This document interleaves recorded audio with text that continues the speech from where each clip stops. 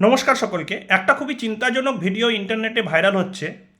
বাংলাদেশের যে ইন্টারিম গভর্নমেন্টের লিডার মোহাম্মদ ইউনিস, তিনি চায়নাতে গেছেন এবং চায়নার শি জিনপিংয়ের সঙ্গে দেখা করেছেন। কিন্তু ব্যাপার হচ্ছে তাদের নিজেদের আলোচনা বাদ দিয়ে তারা ইন্ডিয়াকে নিয়ে কেন ডিসকাশন করছে। মোহাম্মদ ইউনিস যেটা বলেছেন সেটা হচ্ছে ইন্ডিয়ার যে নর্থ ইস্ট রিজনটা আছে, সেভেন সিস্টার যেটাকে আমরা বলে থাকি, তারা বলতে চাইছে যে এই যে নর্থ ইস্টের সেভেন সিস্টার তাদের কাছে কোনো সির অ্যাক্সেস নেই। তো সির অ্যাক্সেস নেই, তো তিনি বলতে চাইছেন যে মানে এই পার্টটা থেকে একমাত্র সির অ্যাক্সেস আছে বাংলাদেশে। They are the guardian of the C.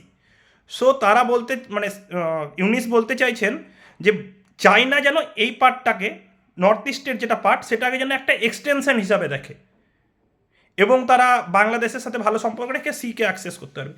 Extension হিসেবে দেখে নর্থ ইস্ট পার্টটাকে, ইন্ডিয়ান নর্থ ইস্ট পার্টটাকে চায়না এক্সটেনশন হিসেবে কেন দেখতে পারে? তাদের কী অধিকার আছে? মানে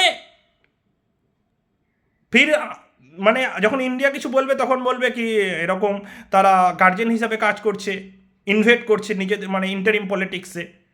ভাই তোমরা এটা কি করছো? ইন্টারন্যাশনাল পলিটিক্সে ডিসকাশন করছো ইন্ডিয়া সম্পর্কে, ইন্ডিয়া নর্থ ইস্টের সম্পর্কে ডিসকাশন করছো এরকমভাবে খুললা কোন অধিকারে ভাই? আপনারাই বিবেচনা করুন এটা কি ঠিক না ভুল। ধন্যবাদ।